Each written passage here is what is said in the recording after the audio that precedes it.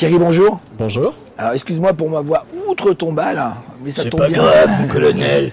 Ça te tombe bien parce que toi, tu fais parler des morts. J'ai assisté à ton Explore Camp ce matin. Tu as une application pédagogique qui permet de mettre en interaction les étudiants avec des personnages historiques. Oui, tout à fait. J'ai bien suivi, j'ai tout compris. Oui, oui, oui. On pourrait faire parler les vivants aussi, mais les vivants, l'avantage, c'est qu'on les a sous la main, alors autant en profiter. Tandis que les morts, c'est plus compliqué, effectivement, d'aller vers Cléopâtre, d'aller vers Louis XIV, d'aller vers même François Mitterrand. Mais je suis sûr que ces gens-là ont beaucoup de choses à nous dire, beaucoup de choses qu'ils ont cachées et qui peuvent intéresser des élèves, que ce soit du primaire, du secondaire, voire même de l'université. Alors, ça se présente sous la forme d'une interface web. Oui, c'est un site en fait. Site web. C'est un site web dans lequel donc on a la possibilité d'interroger les personnages en leur donnant toutes sortes de directions finalement, puisqu'en fait l'idée c'est que par exemple on peut interroger Émile Zola juste à la sortie de Germinal sur Germinal. Donc ça peut être un travail fait par un prof de français. On peut avoir un prof de géographie qui interroge un personnage, lui, qui peut être totalement virtuel, sur la vie d'un quartier il y a un siècle et le même quartier aujourd'hui. D'accord, donc c'est pluridisciplinaire. C'est pluridisciplinaire, ça peut servir à toutes les disciplines, tous les niveaux. D'accord.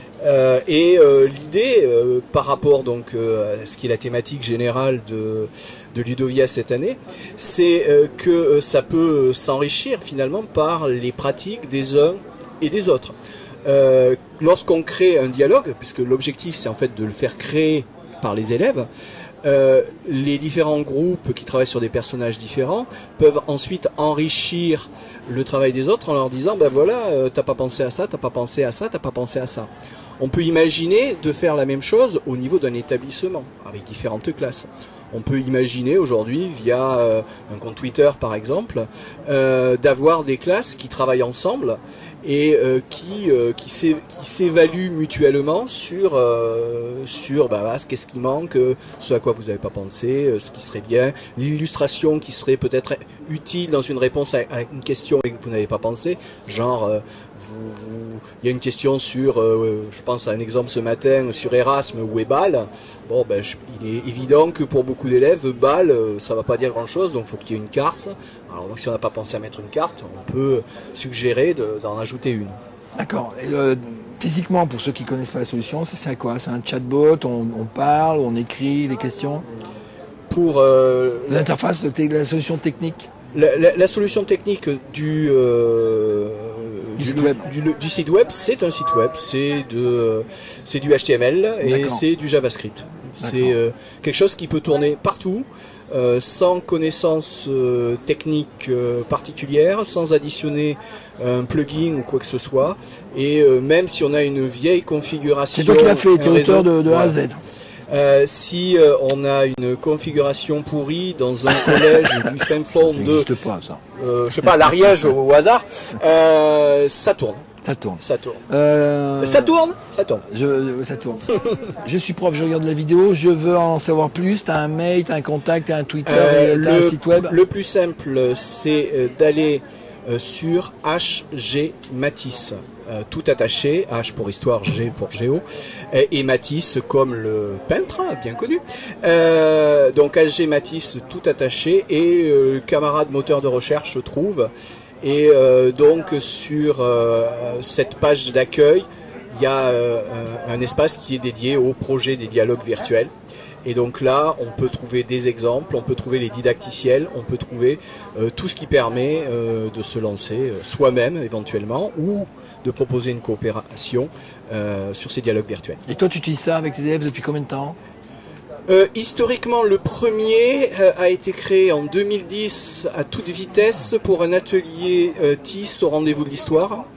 C'était sur le procès de Jeanne d'Arc et il y avait 3 personnages. Il y avait Jeanne d'Arc, il y avait l'évêque Cochon et il y avait le régent anglais Bedford. Et donc ça permettait d'avoir 3 regards finalement sur le procès. Le truc est tombé dans l'oubli, je ne l'ai jamais réutilisé.